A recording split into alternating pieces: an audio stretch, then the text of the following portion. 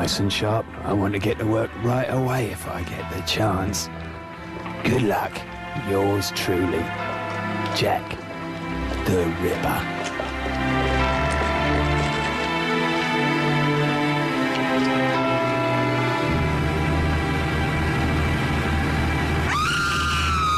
It's a year after Sherlock Holmes first appeared in print.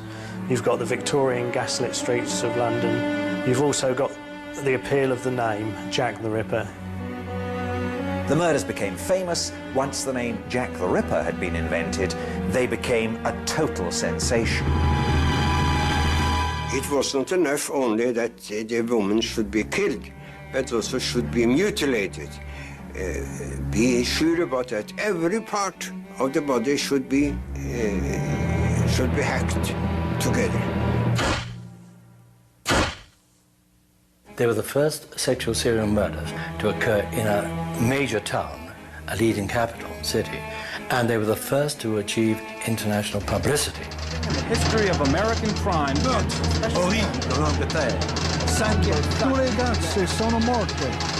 What fascinates people is not the murders themselves, it's the puzzle. Who? Who did it? Why weren't they caught? And it's that puzzle which teases everybody.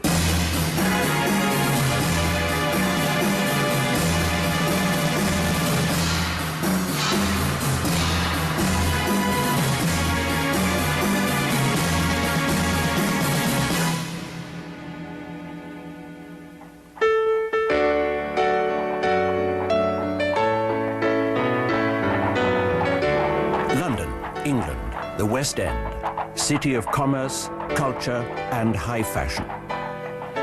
A society of wealthy gentlemen in top hats and cutaways. Their wives, gentle ladies.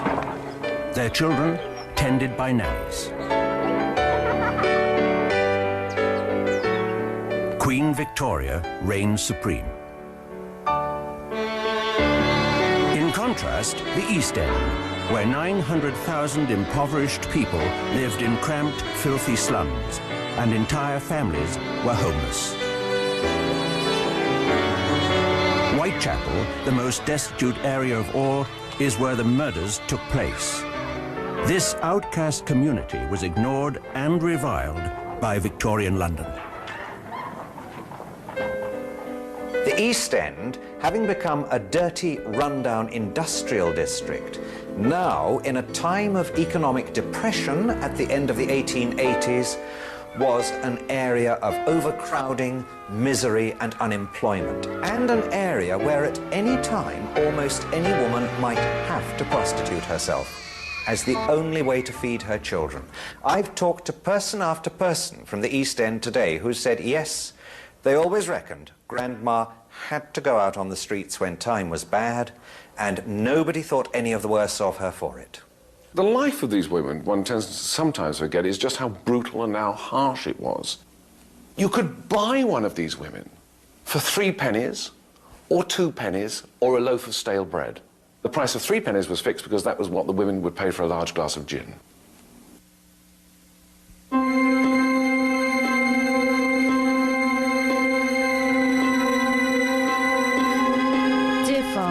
I just wrote to say you would be glad to know I am settled in my new place and going all right up to now. They are very nice people and I have not much to do. I hope you're all right and the boy has work. So goodbye now for the present. Yours truly, Polly. Answer soon, please, and let me know how you are. Polly Nichols was murdered on the 31st of August 1888. And on that particular day, she'd had 3 customers. But she'd spent the money on gin. So when she turned up at the lodging house to get a bed for the night, not only was she drunk, but she didn't have any money for a bed. But she felt pretty confident about getting a 4th customer because she thought she looked particularly attractive. And the reason she thought she looked so attractive was because she was wearing a new hat. I mean, she was drunk, she's got 5 front teeth missing, but she was wearing this new hat. And the last words of the lodging house keeper were, "See what a jolly bonnet I'm wearing." August the 31st, 1888 was the first Ripper murder. Mary Ann Nichols, known as Polly, a streetwalker in her early 40s, was found dead in Bucks Row, Whitechapel, at approximately 3:45 in the morning. She had been dead approximately 20 minutes when she was found, and in the mortuary they discovered that not only had her throat been cut, but there was a great gash in her abdomen.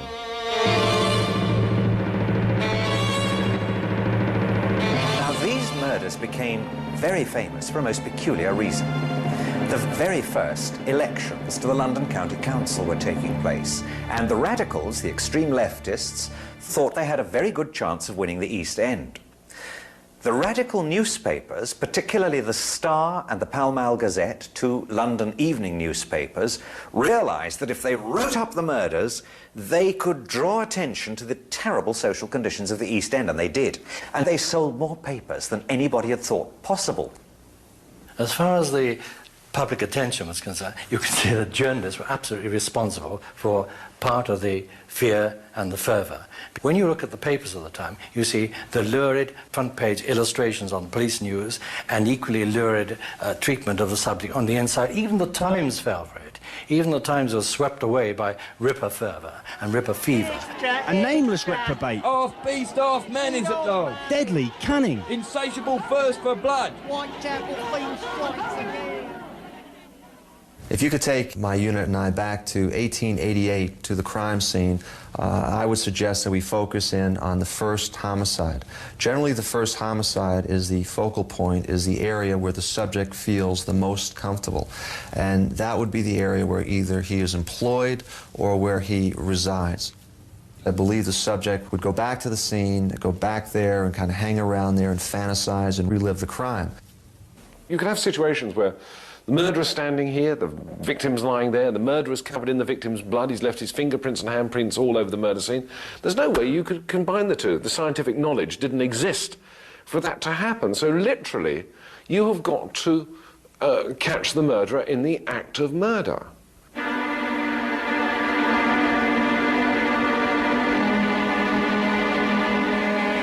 On the 8th of September 1888, at 10 to 6 in the morning, the second victim was found. She had been kicked out of her nearby lodging house at midnight for not having the money she needed to pay for her bed. She expected to earn it, but clearly didn't find it, as she was last seen alive at 5:15, negotiating with a client who was probably Jack the Ripper on the pavement outside number 29 Hanbury Street. Her throat had been cut. She had been savagely mutilated, disemboweled, and her uterus taken away. If ever the Ripper was going to be caught, it was then. Because they're out in the backyard and a man in the next door house comes down to the yard, obviously to relieve himself, because this is what the yards were used for. And he's standing there and he hears something fall against the fence and a woman's voice say, "No." Now the fence is only 5 foot high. All he's got to do is look over the fence and he would have seen Chapman with her killer, with the Ripper. In these extraordinarily difficult cases where a roaming sexual killer attacks people he doesn't know, so you can't follow up people's associates. If he attacks prostitutes, he's attacking women who automatically go off to dark corners with half a dozen strange men every day. How on earth are you going to find which one is doing the killing? I think by Victorian standards, the investigation into the series of Whitechapel murders was conducted as well as possibly they could manage in those days. They put extra manpower on the streets. They had intensive door-to-door inquiries. All leads were followed up, even ridiculous leads. Prostitutes described a local man who had been threatening them. Well, he's short and he's stocky and he's got the blackest hair and a black moustache and the thickest neck you ever saw. He's got a cap and, like, a leather apron, and he waves his knife about and he shouts, "I'll rip you up!" When the Ripper murders began, the Metropolitan Police, they rapidly announced that although they couldn't name him, they didn't even know his name, their principal suspect was a local poor Polish-Jewish immigrant, nicknamed Leather Apron. Scotland Yard quickly arrested John Pizer as Leather Apron in order to stop the press from printing inflammatory articles about an immigrant man threatening London women. There was no evidence implicating Pizer in the murders, and he was quickly released. But the incident fed ethnic tensions in the East End. The Irish were resented by the native English. The Irish themselves resented the new influx of Jewish immigrants who settled particularly in the parish of Whitechapel, because that was where the ancient two synagogues of London had always been, and they were racing in, fleeing the pogroms of Russia and Bismarck's clearances of Jews in Silesia. Onto that Jewish community is projected the idea that it's a Jew that is the Ripper, the murderer, because no Englishman, no East Ender would actually have committed such a crime. So the Jews are already becoming, the immigrant Jew is becoming the scapegoat and the suspect for the Ripper murders. The police next turned their sights on doctors who performed amputations and surgery. Perhaps the killer who extracted organs from his victims was a doctor. It is apparently an amputation knife, a late 19th century amputation knife. And certainly it's the sort of weapon which could have done the murders. A number of medical students whose brains had been unhinged were being sought after. And in fact, there was a time when to be a doctor and to carry a bag around made you an enormously suspicious person. The idea that the Ripper was a doctor came from one and one only of the medics who examined the bodies. Dr. Baxter Phillips, after examining Annie Chapman's body, said this was the work of an expert. The abdomen had been entirely laid open. The intestines, severed from their mesenteric attachments, had been lifted out of the body and placed on the shoulder of the corpse, whilst the pelvis, the uterus, and its appendages had been entirely removed. Obviously the work of an expert, of one at least who had such knowledge of anatomical examinations as to be enabled to secure the pelvic organs with one sweep of the knife.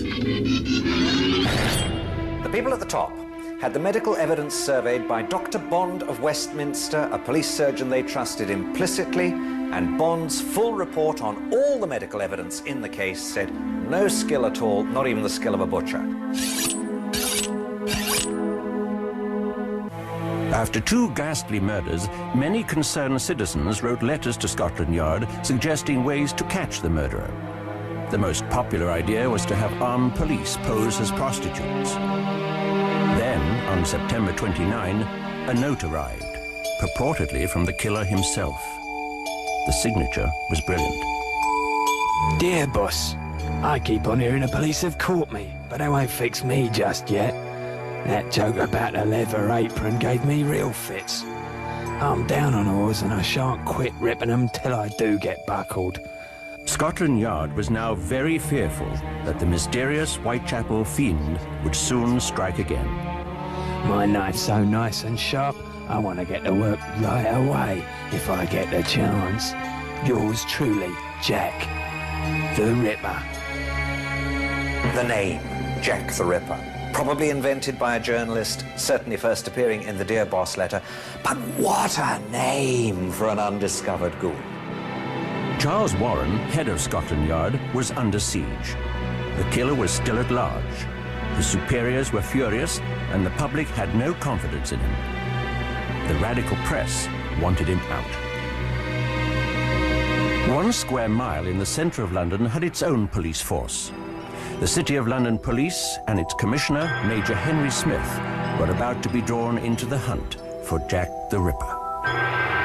Extra reinforcements were put into the area. And also, it seems silly now, although I'm sure the intention was well meant, notice was given out advising the prostitutes to stay off the street. 24 hours later, the worst fears of the police were realized.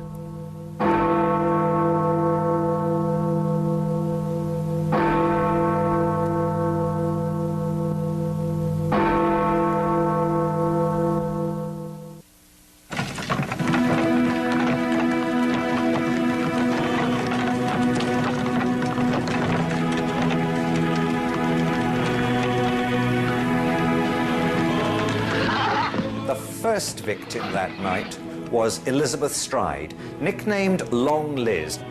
She had been seen hustling for trade up and down a little road called Berners Street in the East End during the evening from 11 p.m. Her body was found at about 1 o'clock in Dutfield's Yard, a little opening off Berners Street. Her throat had been cut, but she'd not been mutilated, and it is thought that the Ripper may have been frightened off by hearing Diemschutz's Pony and Trap approaching. Murder slipped out from behind the gateway, headed west, and crossed the invisible boundary. We're not, no big wall or ditch to jump. It's just crossing from one side of the street to the other. Crosses from Scotland Yard territory into the city. It is there, then, he picks up the second prostitute on that night, a prostitute called Catherine Eddowes. Night, old cock.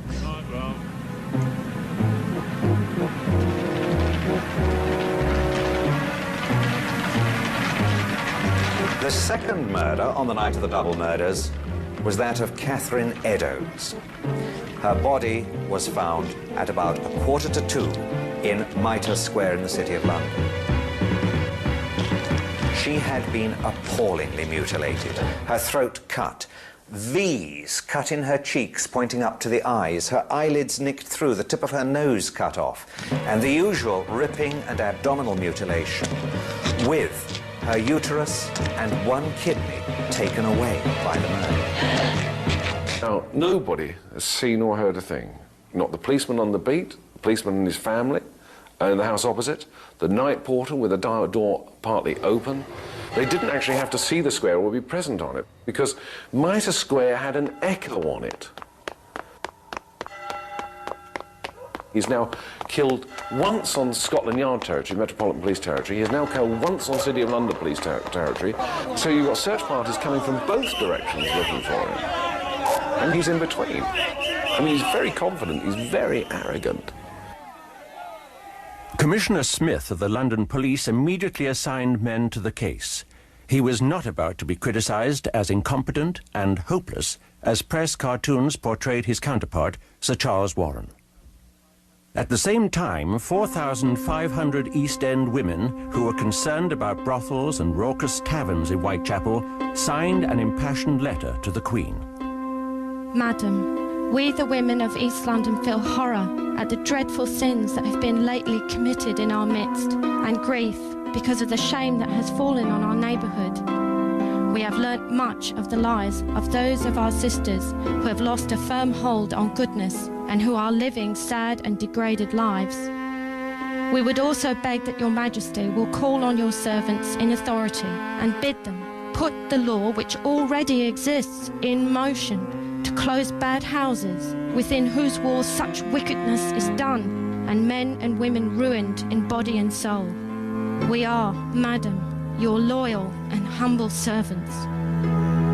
There was a feeling that what happened to these women deserved to happen to them. The average Victorian regarded a prostitute as a gay woman. Now, they use the word gay not in the sense that we use it today as meaning homosexual.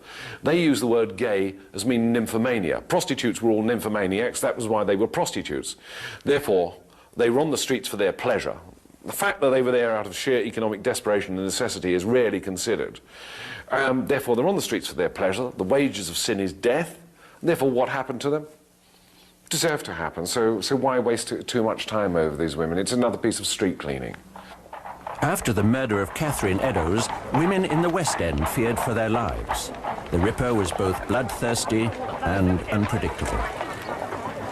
This was someone who was killing individuals, but was clearly sending a message to society generally, so that everyone begins to perceive him as talking to them directly.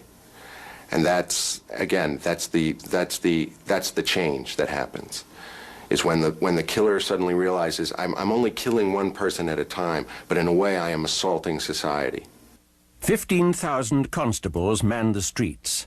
1,500 undercover detectives prowl the docks in Covent Garden, including a director of the Bank of England, who disguised himself as a common labourer. Out of necessity, the sneaker was invented. In common with hundreds of others, I was drafted there and we patrolled the streets, usually in pairs, without tangible result. We did, however, rather anticipate a great commercial invention. To our clumsy regulation boots, we nailed strips of rubber, and so ensured some measure of silence when walking. Unfortunately, the inquiry was under two separate directions. The City Police, with their involvement with Catherine Eddowes' murder, the one canonical murder that took place in the city, held a separate investigation, and although the two forces were supposed to liaise, and did liaise quite well at ground level, the chiefs didn't get on, and the chiefs did not properly exchange information. Soon, citizens took matters into their own hands. We know that the vigilante groups arrested people on the streets. We get accounts of people being taken to stations and obviously embarrassed police officers having to arrest sort of quite respectable gentlemen out on the street. Possibly, too, they released the Ripper on occasion. It's speculation, but nonetheless, it is something to be considered. George Lusk, head of the Whitechapel Vigilante Committee, received a letter posted from hell, probably from the real killer. The syntax was clearly Irish, and the envelope contained parts of a human kidney. Mr. Lusk, sir, I send you half a kidney I took from one woman, preserved it for you. T'other piece I fried and ate it, was very nice. I may send you the bloody knife that took it out, if you'll only wait a while longer. Catch me when you can, Mr. Lusk. 32-year-old Irish-born socialist and critic George Bernard Shaw wrote one of his famous letters to the press. Less than a year ago, the West End was literally clamouring for the blood of the people hounding Sir Charles Warren to thrash and muzzle the scum who dared to complain that they were starving, behaving, in short, as the property class always does behave when the workers throw it into a frenzy of terror by venturing to show their teeth. Whilst conventional Democrats were wasting our time on education, agitation, and organization, some independent genius has taken the matter in hand.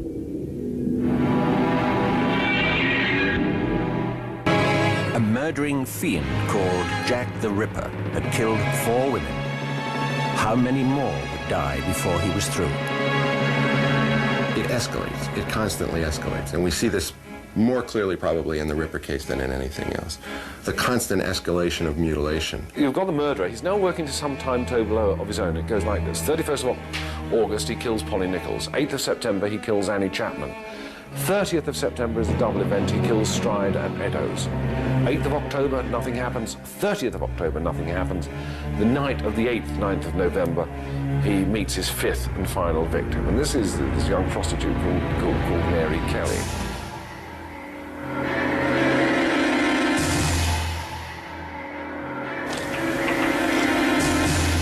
On the night of the 8th, 9th of November, it's raining, she's out on the street, she's looking for customers. She picks one up around about midnight, takes him back to her room, and one of the other prostitutes sees her drawing the curtains of her room, and as she did so, Kelly is singing a music hall song. It was only a violet I plucked from my mother's grave.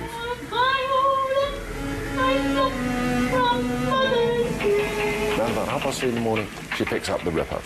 Some people living in Miller's Court hear a faint cry of murder. It's almost certain that it was at that point that the Ripper, lying on the bed beside Mary Kelly, throws the sheet over her head and makes his first thrust through the sheet with a knife. He has several hours to work over.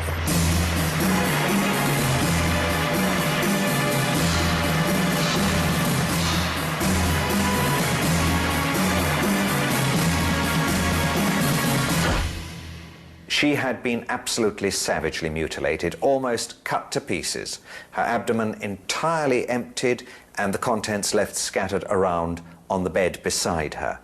Pieces of flesh had been left on a table beside the bed.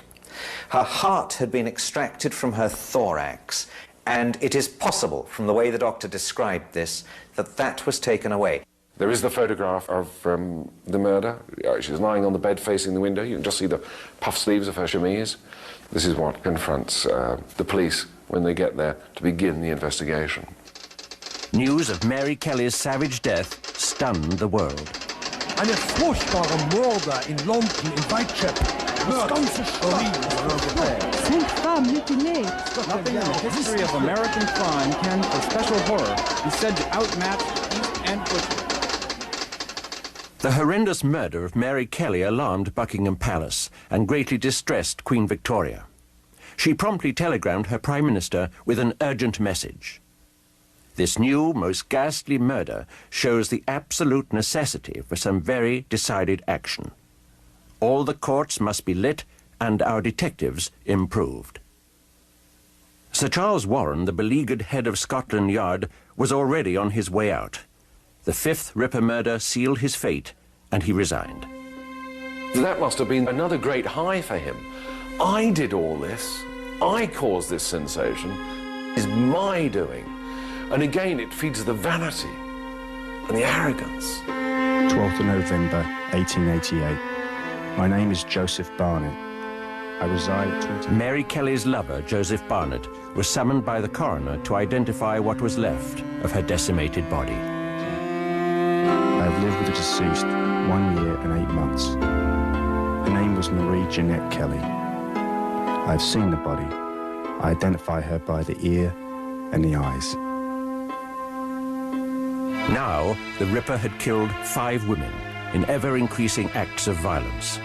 Scotland Yard and the city police kept extra forces on the street and continued to search for the Phantom of Death. The police at the time were hampered. They were hampered by the fact that they had no experience of sexual serial murders. They had no files to look at. They had no reliable consultants who could come along and say, it'll be a man like this, look for this sort of man. They therefore were looking for the traditional madman, someone who was, say, foaming at the mouth or had a vacant stare. If I was conducting an interrogation of this individual back then, I probably would focus in on the fact, if it was Jack, say, hey, Jack, I know you got blood on you, Jack. I know you got blood on you. It's not a question of whether or not you did it or not. I know you did it, but I know you got blood on you. I think you can say Jack the Ripper was cunning rather than clever. Clever he may have been, we just don't know. But certainly he had luck on his side and must have had a degree of animal cunning to escape the police net.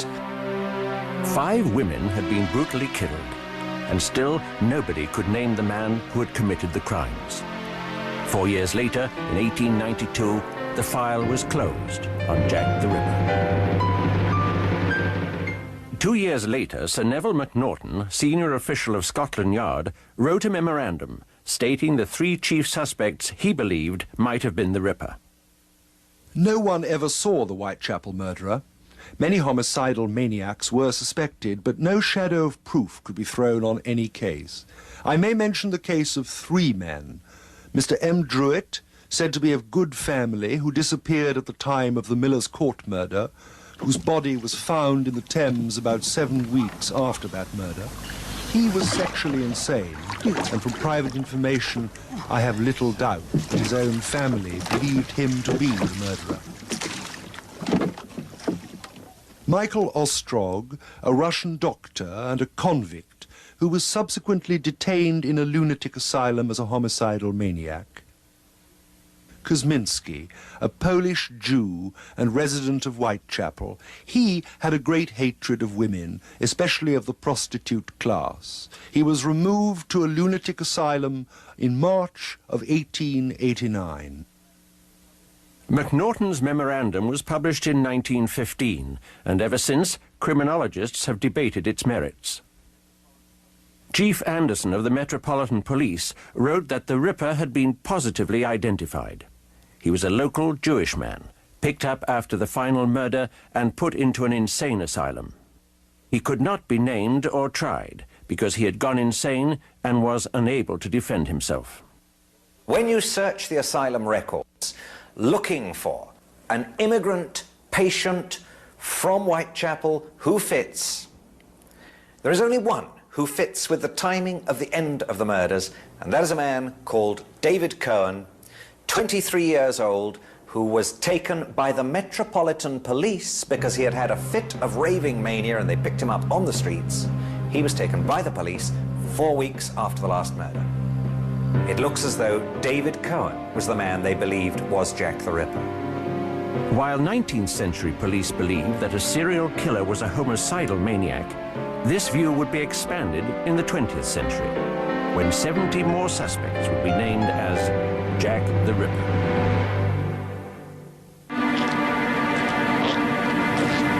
The name Jack the Ripper has come to symbolize terror the world over. Stories about this phantom of death are so compelling that even the great master of the macabre, Alfred Hitchcock, based his very first film on the well-known tale of a lodger, mistakenly thought to be the Ripper. In his film, Jack is called the Avenger. Your officers from Scotland Yard. What's your name? George Bunting. In 1932, director Maurice Elvey produced his version of the same plot, The Phantom Fiend. You stay here. Show us the room. Come along. Movies entertain us with Jack the Ripper mythology, but theories abound. Speculation is fair game. I could give you a lovely story that Oscar Wilde was Jack the Ripper. Nobody's ever suggested it, but take it from me, he wasn't. The only person who hasn't been dragged in yet, and I'm just waiting for it to happen, I've thrown out a few in, is Florence Nightingale. And Queen Victoria herself. Both of those are completely out of the score for the moment, but just wait.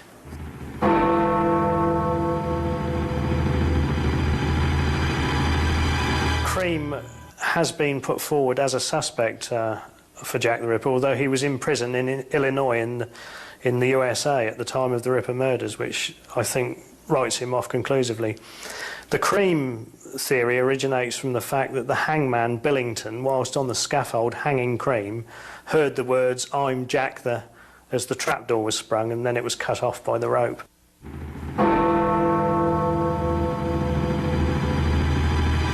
Sir Arthur Conan Doyle, creator of Sherlock Holmes, speculated on a Jill the Ripper. If a man was in disguise as a midwife, he could move about the streets with blood-stained clothes, undetected.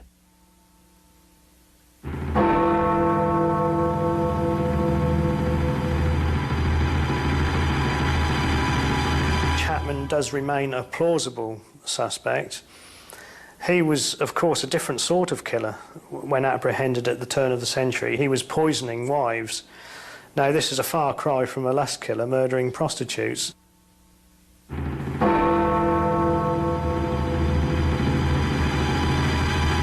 If you are fascinated with the mystery of Jack the Ripper, you are a Ripperologist.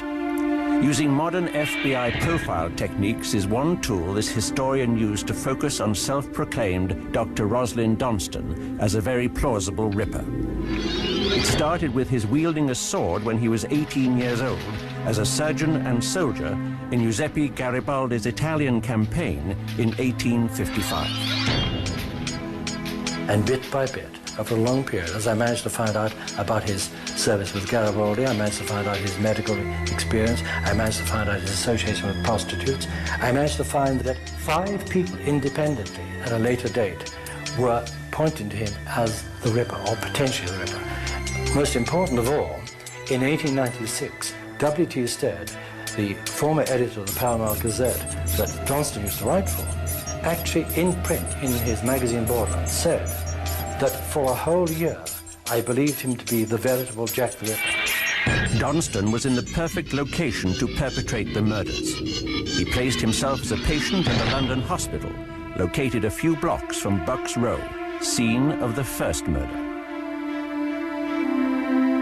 His actual capacity to become a serial killer died, of course, with his failure in health. He was no longer, after 1889, capable of another cycle of murders.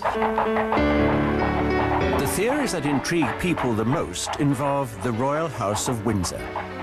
It is a shocking thought that a member of the monarchy, the head of a great nation, could actually be involved in the crimes of Jack the Ripper.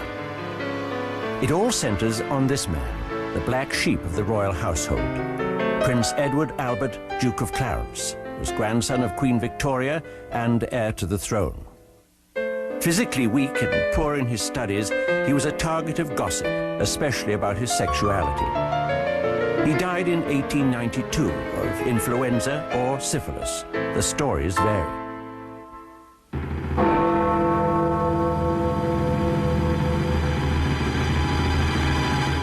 Theories began in earnest when Sir Thomas Stowell published an article in 1970 stating that Sir William Gull, physician to the Queen, committed the murders with the Prince, who was in the delusionary stage of syphilis and was somehow compelled to slaughter prostitutes. And in that way, you know, leaps and bounds, almost like a fantasy game, the Duke of Clarence was dragged in for the first time. That immediately attracted worldwide attention because anything to do with the royal family sells newspapers. Then, in 1973, a bizarre new twist. The prince had fathered a daughter with an East End Catholic woman. Gull and Freemasons covered up for the prince. And the whole thing was a Masonic conspiracy to save the crown, because the Duke of Clarence had done something he shouldn't have done. He had married a Roman Catholic lady and had a child by her, and that was death for the royal family. So, in fact, all the people who knew about it had to be eliminated. There were 5 prostitutes. According to that theory, Gull and the prince rode through Whitechapel in a coach and sought out Mary Kelly and the 4 other prostitutes. They mutilated the bodies and lay them on the street to be found by the police.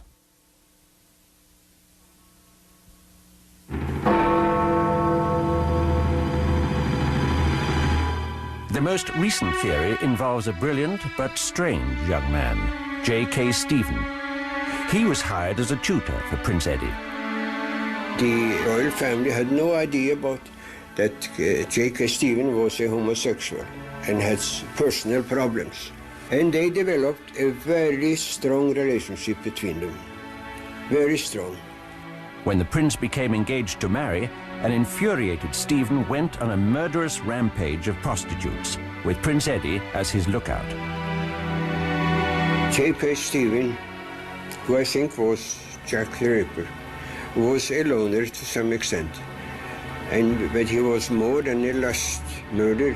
He really wanted to kill the woman piece by piece. If any of these theories are true, there was a cover-up of majestic proportions. That the heir to the English throne was either an accomplice to the Ripper murders or Jack the Ripper himself is the stuff of bestsellers and television movies.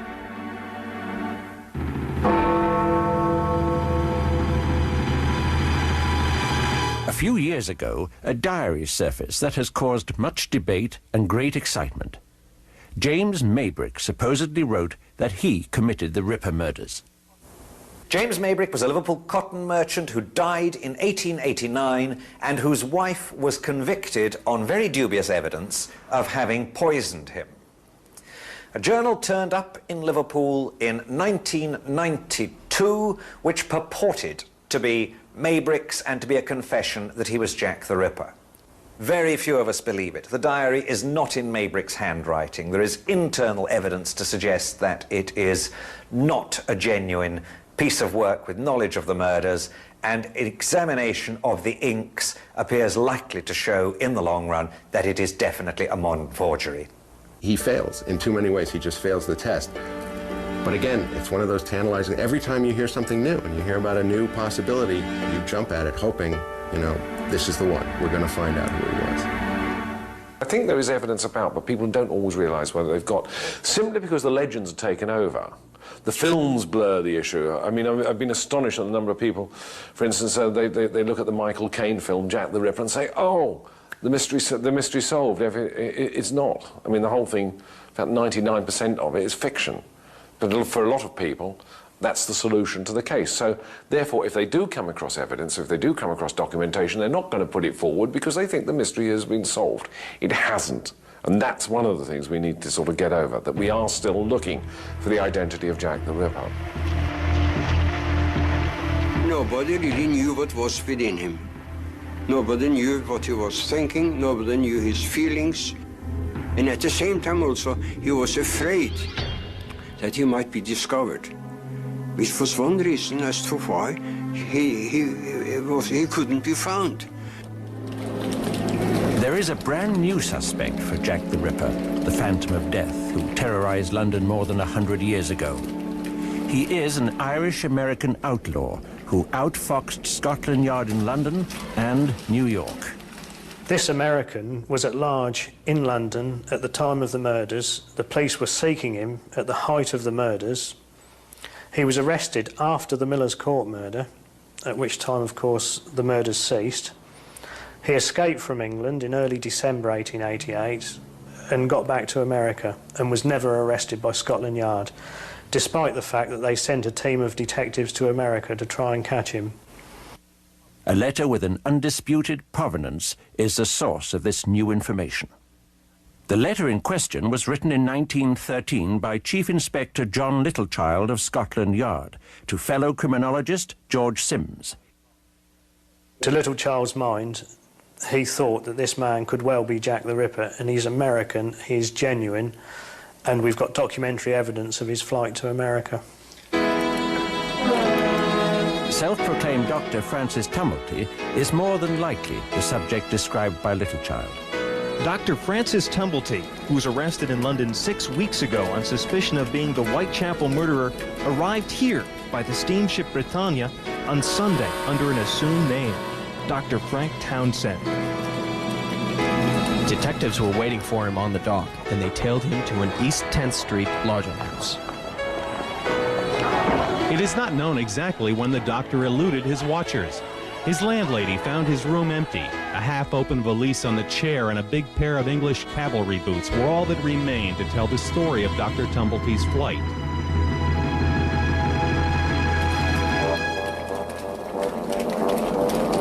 Tumblety used many aliases. He may well have chosen the name Blackburn to purposely align himself with an infamous Dr. Luke Blackburn, a staunch Confederate and instigator of nefarious plots during the time of the Civil War.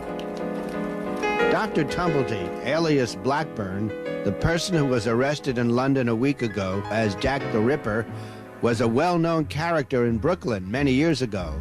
In the 60s, he used to walk down the street in his uniform, accompanied by a big dog. April the 16th, 1865. President Abraham Lincoln was assassinated. Tumblety, possibly mistaken as the infamous Confederate Dr. Luke Blackburn, was arrested. This was the report Colonel Baker gave Washington about their prisoner. All his papers were examined. He has gained an extensive notoriety as an impostor and quack, but nothing was found in them lending to implicate him with the assassination. Within a few weeks, he was released. Washington, D.C., May 26, 1865. To the Honorable E.M. Stanton, Secretary of War. Sir, I have the honor to recommend the release from custody of F. Tumblety, prisoner now at the Old Capitol. Very respectfully yours, H.G. Burnett, Provost, Colonel, and Judge Advocate. Tumblety wrote in one of his 3 published books, "I am the most well-known person in the entire city of Washington."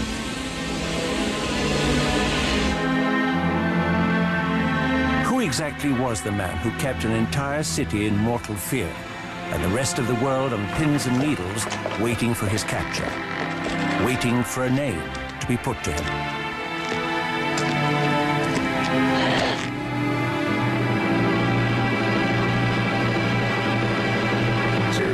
Certainly as old as human society is. When you have a form of behavior that is so connected to the intimate details of childhood and family upbringing, so for as long as there have been children and families, there have probably been these kind of characters.